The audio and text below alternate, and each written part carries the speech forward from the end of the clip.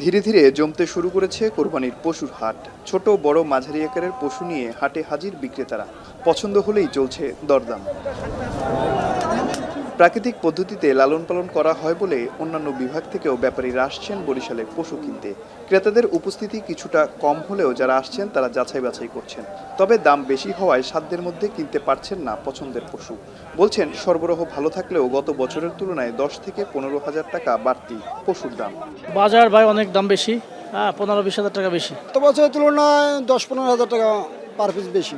ভালো আছে, আর এদিকের গরু খাদ্য খাবা না, কোনো মেডিসিন নাই। এই গরু ভালো গরু, ওইদিকে আমগো বিক্রি হয় ভালো। ঈদকে সামনে রেখে হাটগুলোতে নয় খামারেও প্রস্তুত করা হচ্ছে কোরবানির পশু। 70,000 টাকা থেকে 6 লাখ টাকা দামের পশু রয়েছে এসব খামারে।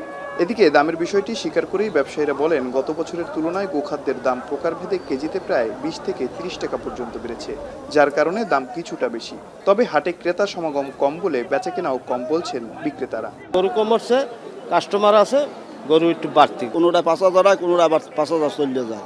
এই অবস্থা আমরা আছি এখন। খাদ্য খাবার বেশি করতে কি আপনার একটু বাজার গরুর দাম একটু বাড়তি। বরিশাল বিভাগে গত বছরের তুলনায় এবছর পশুর চাহিদা বেড়েছে। তবে চাহিদার তুলনায় বেশি পশু প্রস্তুত রাখা হয়েছে বলে জানিয়েছে প্রাণী সম্পদ অধিদপ্তর। এছাড়া পশু মোটাতাজাকরণে কেউ যাতে অসৎ পন্থা অবলম্বন করতে না পারে সে ব্যাপারেও নজরদারি করা হচ্ছে বলে জানান প্রাণী সম্পদ অধিদপ্তরের এই কর্মকর্তা। ক্ষতিকারক দ্রব্য এলাকায় ব্যবহৃত হয় না এবং আমাদের এটা তদারকিতে আছে। আমরা খামারিদের উদ্বুদ্ধ করি যাতে এই সমস্ত ঔষধ ব্যবহার না করে, এবং আমাদের যারা ঔষধ বিক্রেতা তাদের আমাদের তদারকির মধ্যে আছে, যারা এটা কোনো রেজিস্টার্ড ভেটেরিনারি ডাক্তারের প্রেসক্রিপশন ছাড়া তারা যেন এটা বিক্রয় না করে। প্রাণী সম্পদ অধিদপ্তরের তথ্য মতে বরিশাল বিভাগে এবছর পশুর চাহিদা 4,783,টি।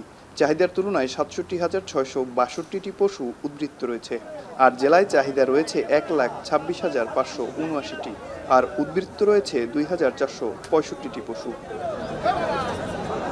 অমিত হাসান, এখন, বরিশাল।